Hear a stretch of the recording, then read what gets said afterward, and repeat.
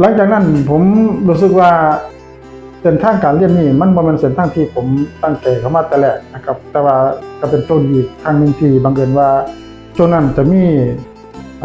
ครูกศนนะครับช่วงนั้นเรียกว่ากศนนะครับมันเข้ามาแนะแนว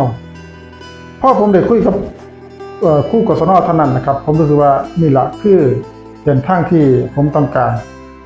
พอได้ฟังแบบนั้นแล้วผมก็ได้ชักชวนรวบรวมเอา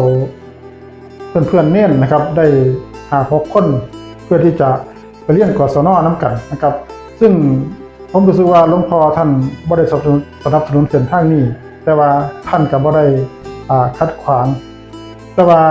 ทุกคนที่สมัครใจจะไปเรียนกศนก็ต้องดิ้นรนเพื่อที่จะ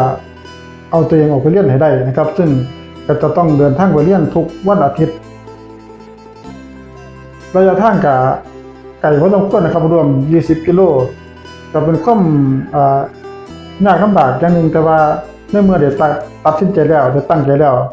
มันก็ต้องหาช่องทางด้วยความพยายามที่จะบ่ได้ง่ายแต่ว่าก็บ่ได้ยากเกินความพยายามนะครับ